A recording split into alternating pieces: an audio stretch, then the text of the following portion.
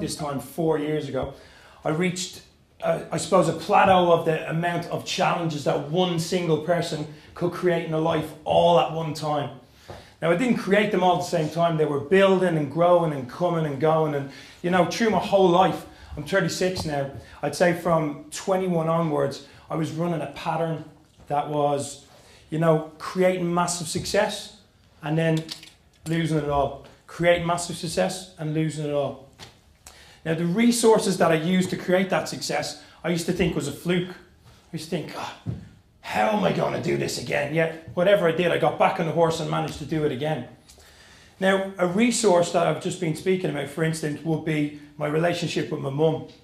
Now, you know, what do you do when your mum's a life coach and she coaches people for like 20, 30 years and helps them improve your life, and every time she approaches you, you go, that's not for me. I don't need that stuff.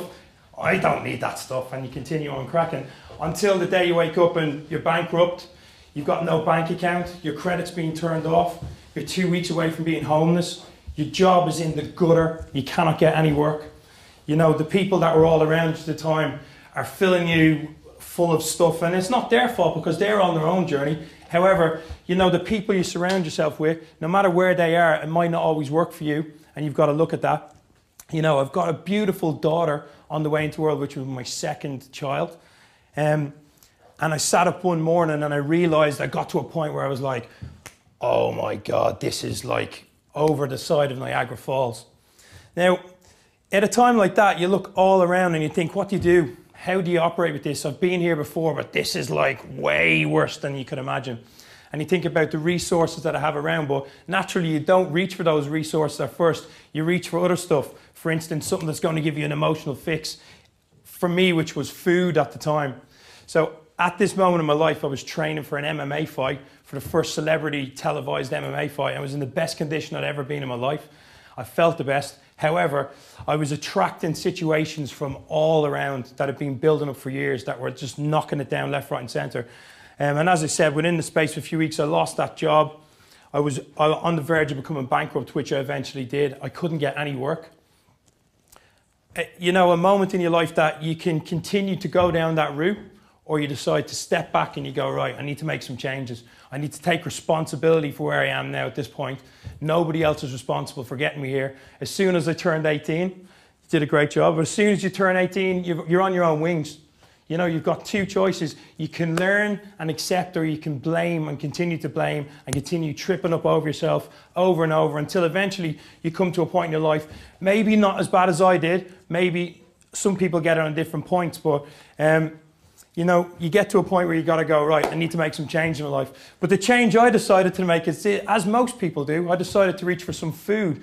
So over the next 12 months, I went from being in the best shape I was in to 18.5 stone overweight, and I couldn't breathe. I was trying to change my new daughter's nappy and I was breathing. I was like, you know, and it went for a point that I'd literally lost the will to actually get up and look at myself in the mirror and actually go out and speak to people. I went from being sociable to not being able to speak. You know, my career continued to tumble. I went from DJing in clubs all over the world, in some of the best clubs in the world, to DJing in bars at the end of the night where the owner would come up and tell me, you know, we're not paying you, we didn't get enough people in.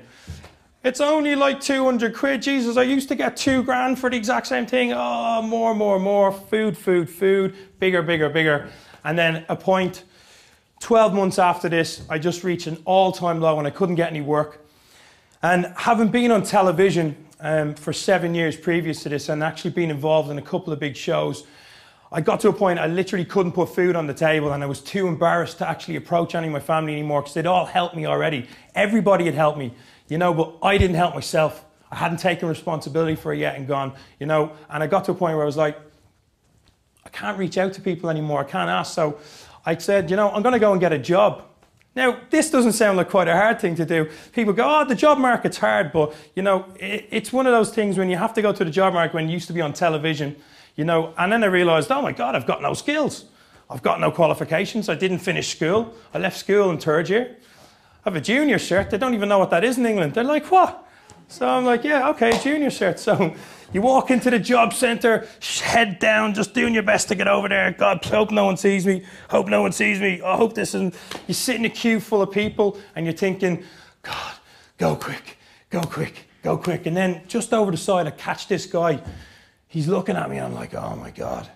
And he's staring over at me, and I'm like, oh my God. And then he gets up off his seat and he turns at me, and every step he took was in slow motion as he rode to me. And he comes over and he goes, are you Fran Cosgrave? And I went, oh, fucking hell, here we go. And next thing he said, sorry, mate, any chance of getting a photograph? At this point, you know, there's a massive recession on in England at the time, and this job centre is actually the same place you go and you sign on, which is an even greater experience, because that's what happened to me next. Right, so anyway, the guy's come up, he's asked me for a photograph. Now, if you think about a situation like this, the whole way down to that place, all I was thinking about the whole way down, I hope no one recognises me. I hope no one sees me. I hope no one ever finds out about this. I hope. I poured all my energy, every ounce of it, into thinking, I hope no one sees me. And what happens? The minute I walk in, I get asked for a fucking photograph. Excuse my language. You couldn't actually plan it any better. Now, in hindsight, I should have walked there going, no one's going to know who I am, and I feel great about it. Everything's going to be fine. I'm going to get a job. You know, in turn of this, my turn comes. I go up, I sit down at the desk with this lovely lady, and now I can't say she's lovely because she could see how utterly destroyed I was at this. And then she said to me, so what are you doing here? I said, well, I need a job, obviously. And she said, well, what skills have you got? And I went, none. And she said, so what do you do? And she said, well, I used to be a bodyguard, I did security. And she went, well, why don't you go back into that? And I said, well, I can't because I was on TV. I can't be going around saying, because people go, it was not that bloke that was on TV. Why would you want someone looking after you that was on TV? You know, you take the shine away from other people. That doesn't work. And I said, what did you do before that? And I said, well, I own nightclubs. I used to socialise with celebrities. I used to make people feel at home and give them the best evening they ever had. And they said, well, why don't you go back to that? Well, because I kind of ran to a height with that as well, because the whole time I was doing it, I was drinking so heavily and partying so heavily that my body can't take it anymore. And she's like, well, what's left then? She said, what you doing? I said, well, I used to work in a factory. And she smiled, and I smiled back at her. And she said, what kind of factory? I said, well, I used to pack boxes. But I didn't do it like everyone else. I packed the best boxes in the whole world. The owners used to come up to me and go, if everyone worked in this factory was like you, Fran, the world would be a different place. And sure, if there was only loads, it would, but it wasn't. So I actually said, she said, well, we can get you a job working in a factory. Down, down, down further. Any ego, anything just on the floor. And to top it off, I said, right, I'll take the job in the factory. And she said, brilliant, when can you start? And I went, I can start as soon as I can. I said, there's only one day I can't work. And she said, why not? I said, because on Saturday nights I DJ. And she said, like, and I said, well, look, it's my dream. I can't give it up. It's the last iota I have, the last thing that I've got that holds on to who I am from my old life that actually makes me who I am. And she said, well, look, if you want this job in the factory, you've got to work 7 days. There's no Saturday nights. And I thought, Jesus, the world's telling me something here. I'm not meant to be here. And then the woman came over and she tipped me on the shoulder and she said, she heard what was going on. And she said, right, well, look, what I want you to do is come with me. And she went over and she said, look, what we do is you can actually sign on for a while here if you want. And, you know, you can get some money and you can sort out your life for the rest. And, you know, she was very good. So I did. I signed on to this. However, coming out of that office, you can imagine on the ground, as I was walking out through the door, I was like, I walked down into the street and the air hit me, my shoulders went back and I just looked up in the sky and I thought, you know what, this is the lowest moment of my life, and if I can use this to become the most successful moment in my life, turn this into the thing that's never going to have me back in this situation, turn this into the one thing that I look at myself in the mirror and I go, I am the person that this is going to make. And I'm going to use this experience for the rest of my life to know that I'm never going to go back there. And you know, I thought, what happens if I could go and tell other people about this? And I said, you know, how could I do that? And I was walking down the road and I was like, you know, I need to actually speak to my mum. She's a life coach. She teaches people how to talk to people. Hallelujah. 32 years it took me to actually go, Jesus Christ, my ma's the best resource in the whole world. And I've just been blind to it for so long. As you do sometimes, and this loops me back into, sometimes the most amazing resources we have are all in front of us. We don't see them. So sometimes we take a step back and we take a deep breath and we say, God, how many things are around me that I can use? How many experiences have I had that can make my life better? How many times have I overcome stuff that I never thought I was going to get through? Relationship breakups, you know, friends leaving our lives, we've lost houses, you know, we've been through things that every time we do, we're building anchors and we're building visual maps that can, if we use them, now this is if, because we have to decide to step in and go, right, I'm going to use the things in my life. I'm going to not focus on all the things that went wrong.